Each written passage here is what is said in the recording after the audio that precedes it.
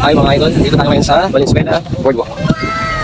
So, ito yung pinaka-entrance, yung paligid ng entrance.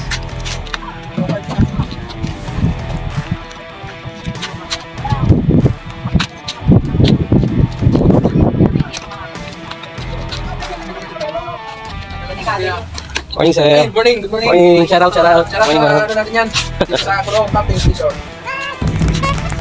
So, dito tayo ngayon sa Valenzuela Boardwalk.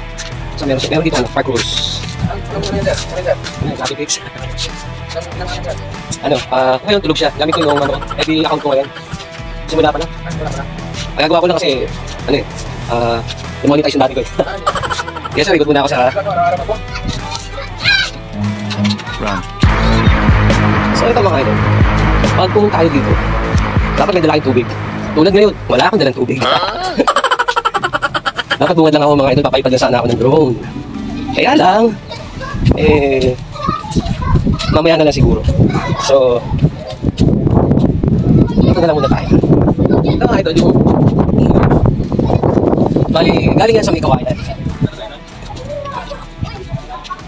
Ito mga idol, pwede kayo mag-jogging dito sa umaga o kaya sa gabi. Meron din dito na bike na nire-rentahan dun sa may labas. Baling sa may kurbada lang bago dumating yung entrance. Then, pwede mag-bike dito pero dahan-dahan lang.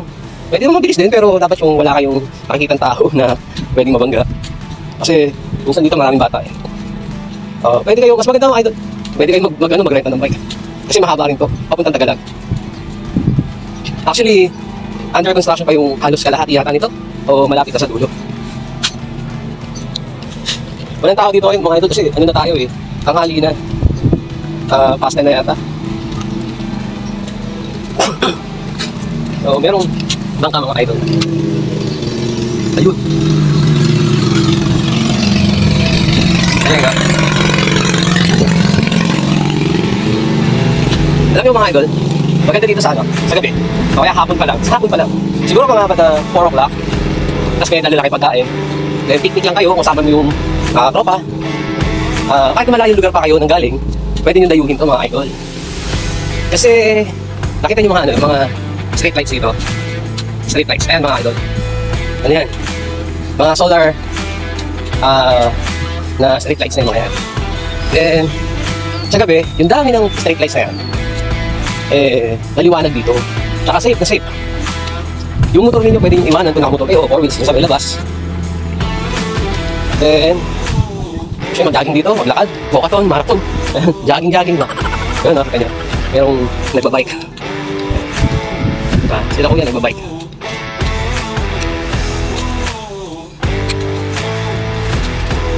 Gusto nyo mag-exercise dito, kahit hindi kayo magdala ng bike, merong nire-rentahan doon sa labas.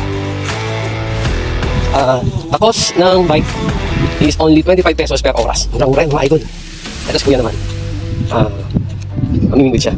Morning kuya. Morning. Mamimingwit. Actually, baka ito mga idol eh. Palaisdaan yung mga gilid dito. Net siya. Kita nyo may mga net. Palaisdaan ito mga idol. Tapos, itong side na to, ito yung ilog from Kawayan going to Ubando, Bulacan, then papunta ng Manila Bay.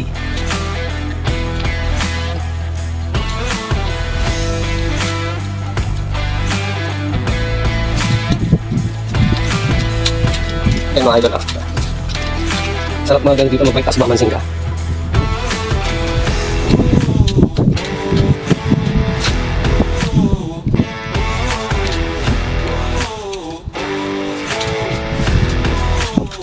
Morning kuya. Meron na, kami na. Meron na konti, pero malamang malalaki yan. Konti. So mga idol, kung hilig yung mamansing, pwedeng mamansing dito.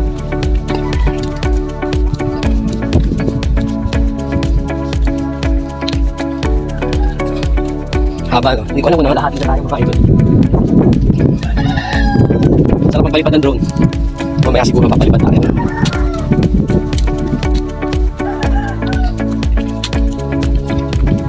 Ito nga siya.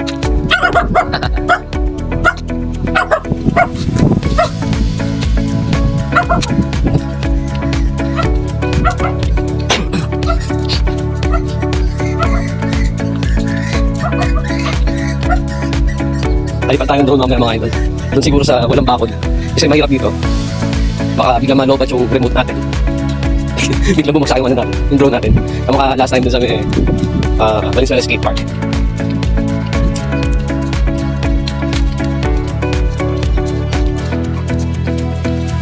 Yung drone natin kasi mga idol, ano lang siya, LYZ-RC L600 Pro Max.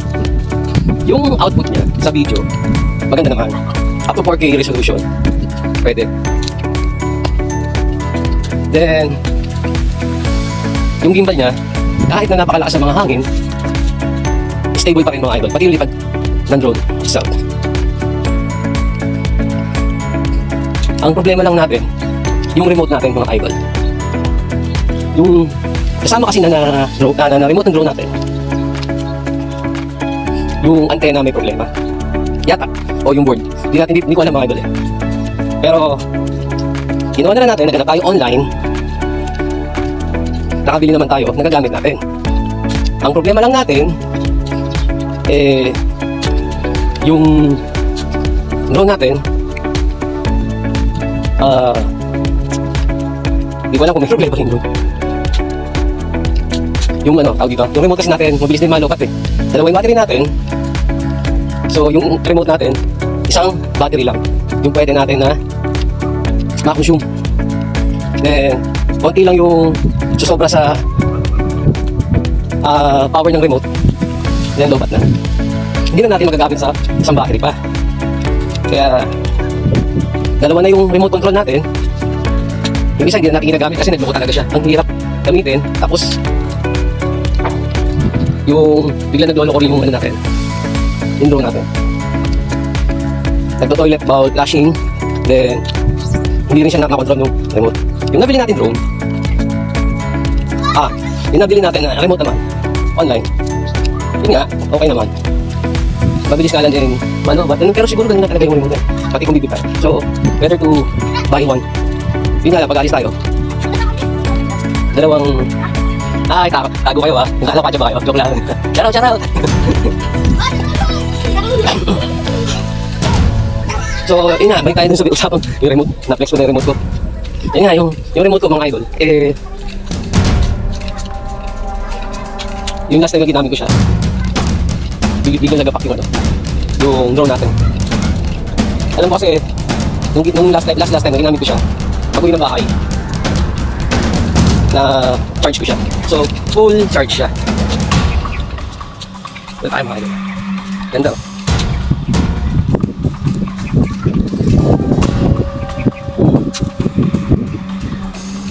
Kita niyo yung bundok na yan mga idol. Yun, yung bundok na yan. Ano yan, Pampanga yan mga idol. Mount Arayat. Then, yung mga bundok naman na yun, bali, yan yung bandang Bataan. Kung ikutin mo dito mga idol, ilang oras mo makukuha yan. From Manila o Valenzuela, going to Pampanga o Bataan.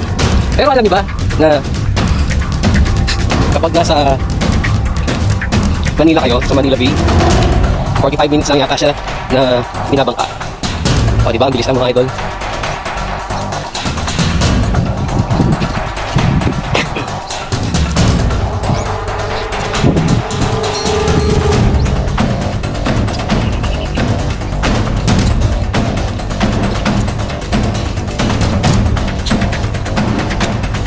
Nag-isa lang tayo. Nag-alagay nito mga idol. Pupunta tayo sa aking kapatid. Yung hanggang sa ginagawa ko lang. Parang nangalahati pa lang yata tayo.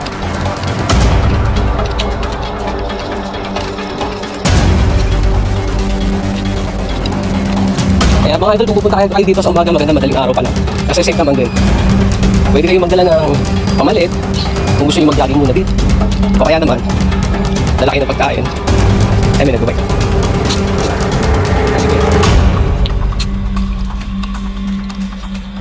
Balik tayo dun sa umaga mga idol.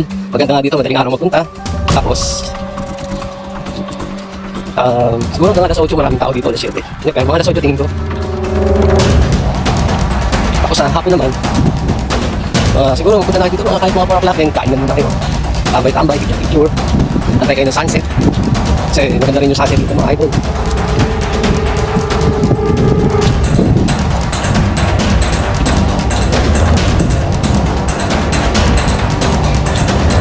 Morning, boss. Morning, sir.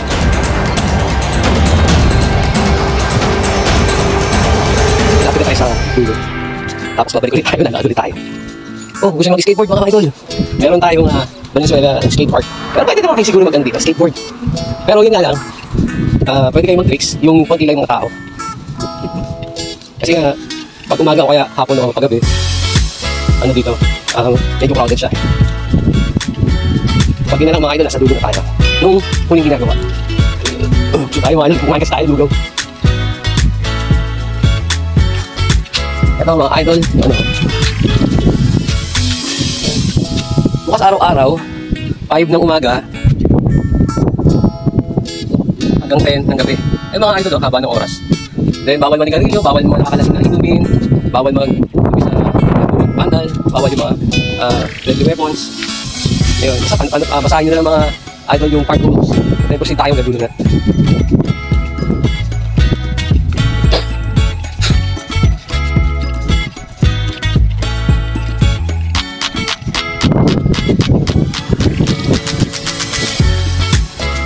Time now mga idol is already 10 ng morning yata.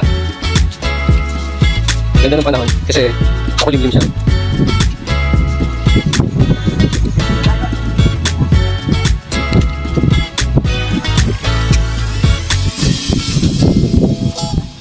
Dito mga idol, makikita nyo dito mga pumping stations.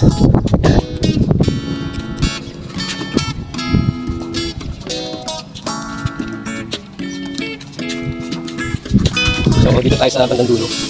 Ito na yung end part na gagawin pa lang.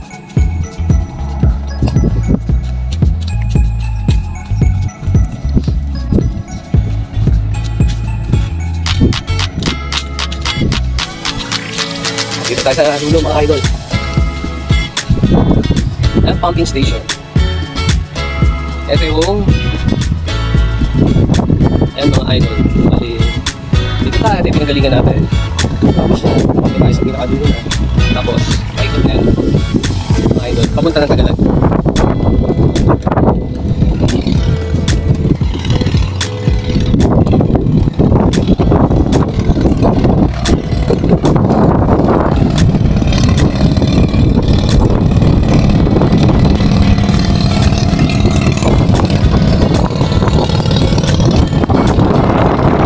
Kita niyo yung dulo na yan. Yung mga dulo.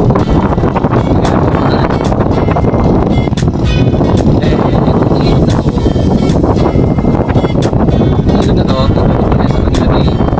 Bali, nandito tayo sa ito. Bulacan dito tayo. Yan. Bulacan yung site na yan. Then ito location natin. Bali, Valenzuela. So, nandito tayo sa hangganan ng Valenzuela at saka ng Bulacan. Maganda to mga idol po. Nagawa na to hanggang sa Tagalog.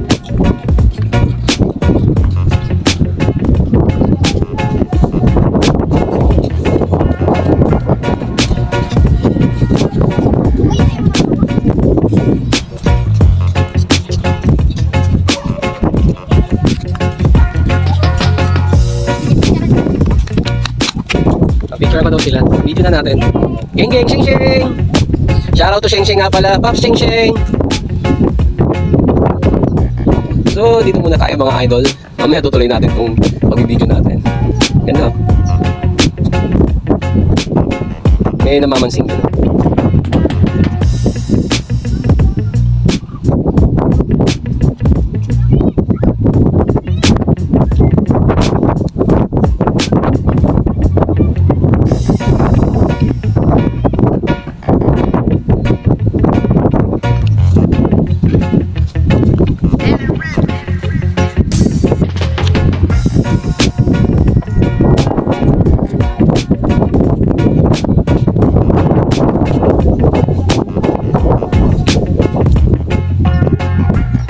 So, ito muna tayo mga idol.